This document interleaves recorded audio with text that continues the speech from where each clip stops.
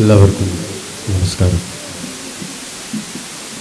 നമ്മുടെ വേദിയിൽ ഉപവിഷ്ടരായിട്ടുള്ള കോൺഗ്രസിൻ്റെ അജയ്യരായ സാരഥിമ, അതുപോലെ കോൺഗ്രസിനെ മുന്നിൽ നിന്നും നയിക്കുന്ന കൊടുവള്ളി അബ്ബാസ് സാഹിബ്, മറ്റു എൻ്റെ സദസ്സിലിരിക്കുന്ന മുഴുവൻ നേതാക്കന്മാർ, മറ്റു ഈ രാജ്യത്തിൻ്റെ ഇന്ധനവും ഇടിപ്പും തുടിപ്പുമായിട്ടുള്ള ജനസമൂഹമേ, നാം ഈ കേരളത്തിൻ്റെ രാഷ്ട്രീയത്തിൽ ഇപ്പോൾ നടക്കുന്ന രാഷ്ട്രീയം എടുത്തു നോക്കുമ്പോൾ എന്താ കേരളത്തിൽ നടന്നുകൊണ്ടിരിക്കുന്നത്? കേരളത്തിൽ എന്താണ് ഇപ്പോൾ നടന്നുകൊണ്ടിരിക്കുന്നത്?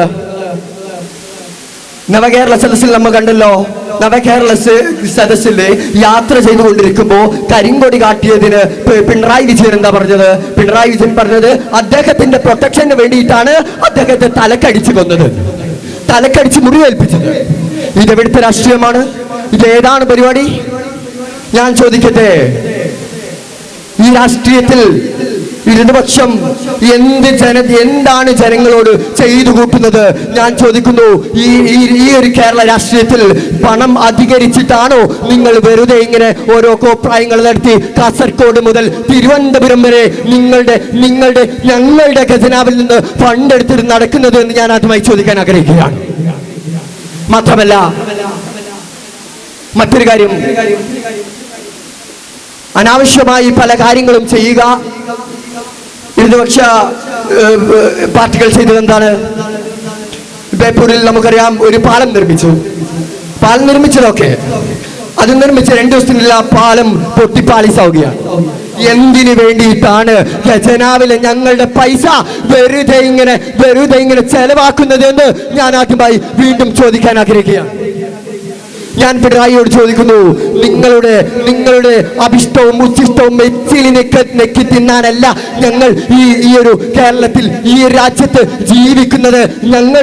ഞങ്ങളുടേതായിട്ടുള്ള കാര്യങ്ങളുണ്ട്, ഭരണഘടനയുണ്ട്. അതിനനുസരിച്ച് മുന്നോട്ട് പോവാൻ, അതിൽ പറഞ്ഞ ആർട്ടിക്കിൾ അനുസരിച്ച് ഈ ഒരു രാഷ്ട്രീയം നടത്താൻ ഞാൻ നിങ്ങളോട് ആദ്യമായി പ്രഖ്യാപിക്കുകയാണ്. മറ്റൊരു കാര്യം, നവകേരള സദസ്സിൽ നമ്മുടെ പിണറായി വിജയൻ എന്താ പറഞ്ഞത്? അദ്ദേഹം പറഞ്ഞത്, നിങ്ങൾ ഒരു കാര്യം ചെയ്യണം, ഇനി നിങ്ങൾ